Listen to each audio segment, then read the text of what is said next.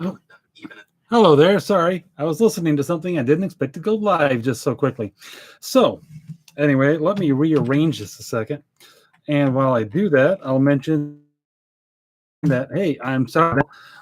Some of you may recall that I have been working a ton of hours lately. That's better.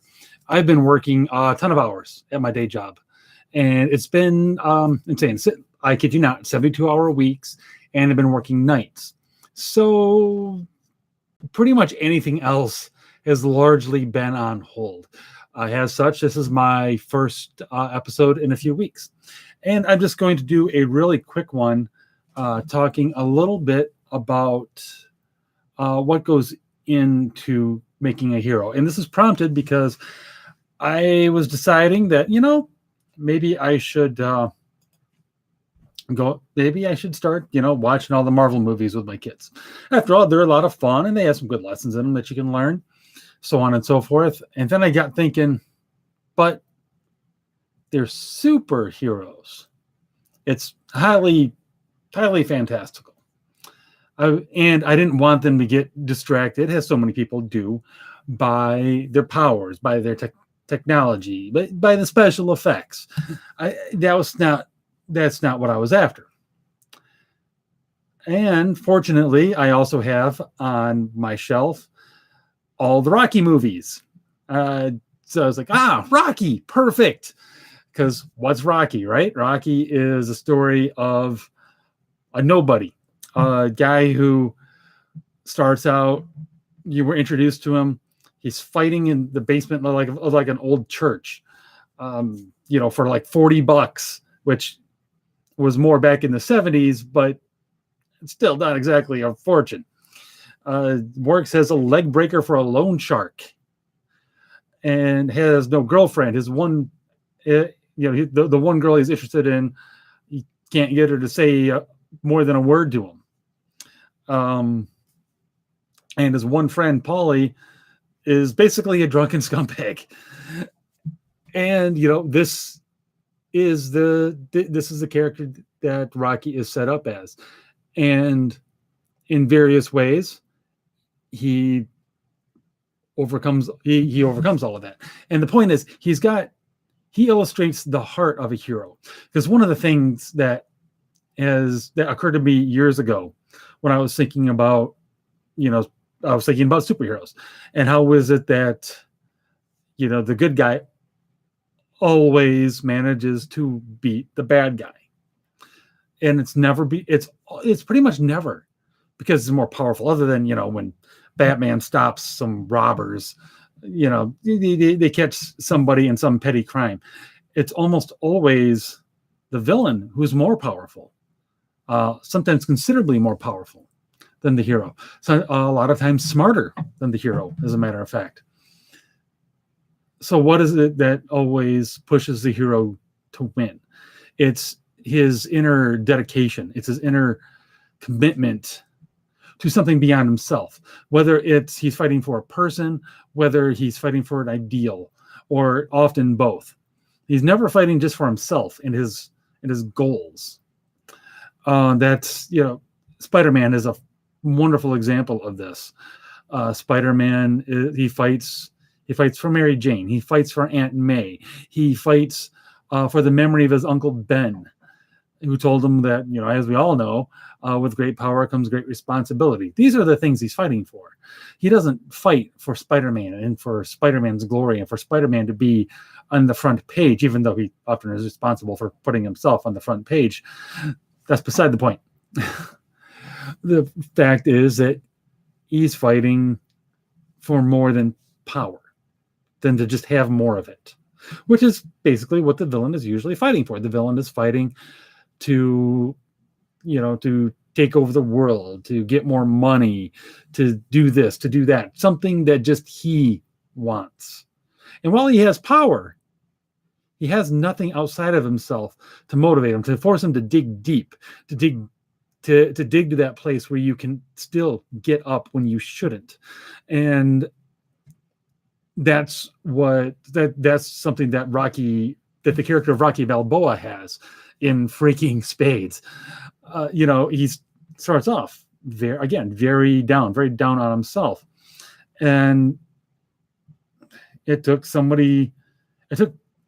take other people believing in him that he could, that maybe there is something within him, because he had almost convinced himself at that point in his life that there wasn't anything about him worth squat. But through Adrian and his trainer Mick, and of course, and even Paulie, their influence helps give him that ability to recognize who he really was and become who he truly is, which Rocky Balboa is, amongst many other things. He's a warrior down to his core. He's someone who will keep fighting, who will keep getting up. And he was there. It would be easy to say that it was just about him proving to himself that he could go the distance, as he says, because just before the fight starts in the first movie, he realizes that he can't win. He's like, there's no way. He knows he's completely and utterly outclassed by Apollo Creed.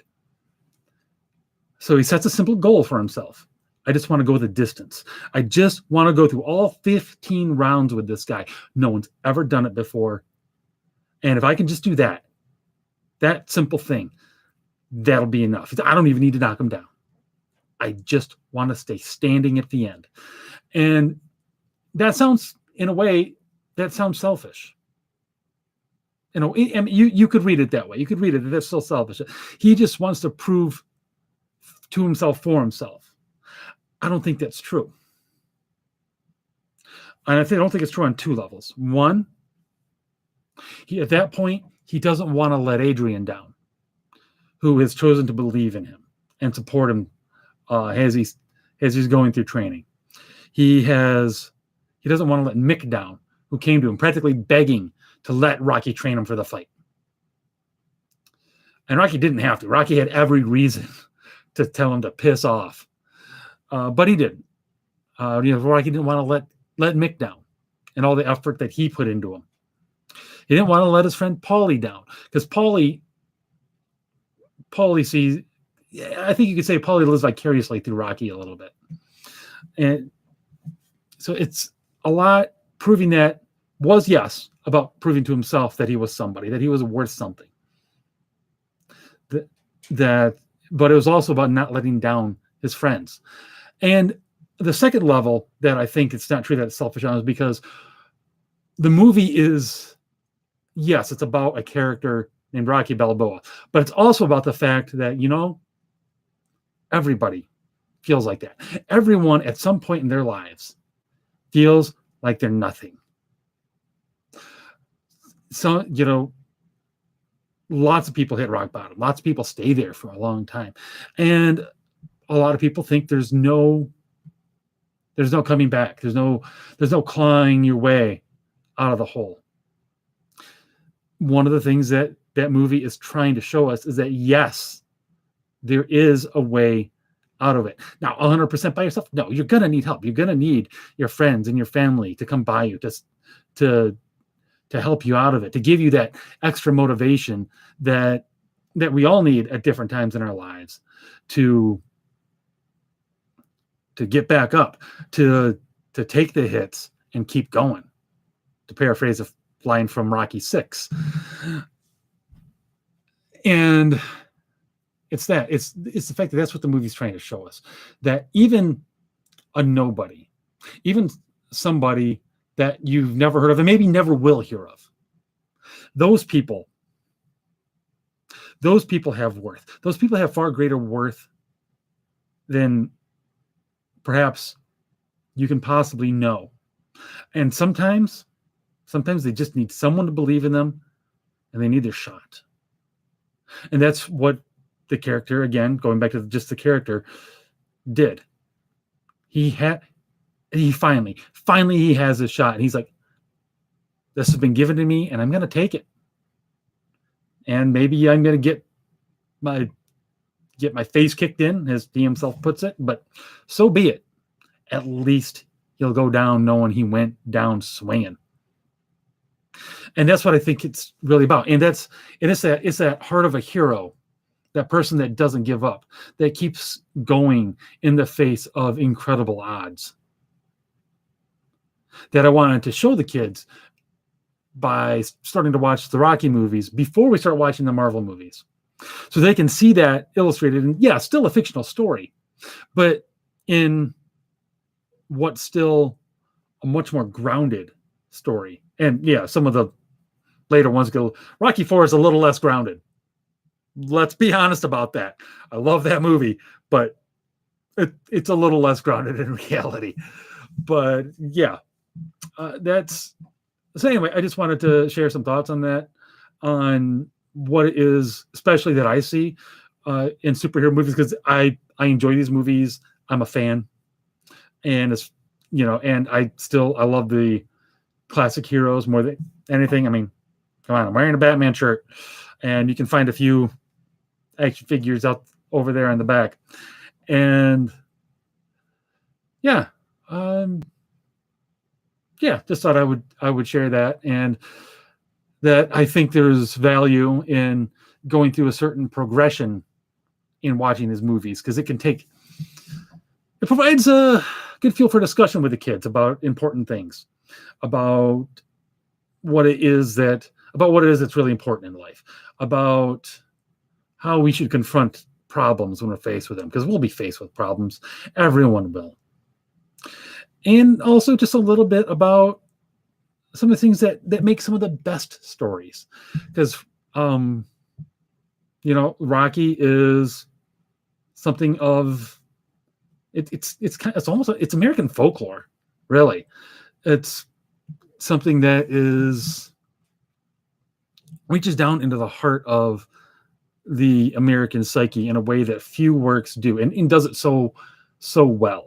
The very first movie, especially, I would say the first and the sixth movies do this better than any of the others. They all do it on some level, but those bookends, they do it incredibly well, and well deserve their place in American cultural history. And also, a lot of the superhero movies also do a fantastic job of this. I think very few of them do it as well as Rocky. I think many of them are entertaining, but even if they don't do it quite as well, they do it to some level. Anyway, that's it for now. I don't know when my next episode is going to be, but it will be sometime in the future. I promise. And we'll be getting back on a regular schedule once my schedule goes back to something vaguely resembling normalcy. Don't worry, it's coming, hopefully 3 or 4 more weeks, and I can get back to living like a normal human being. So until then, keep drinking the coffee, keep writing, and we'll see you next time.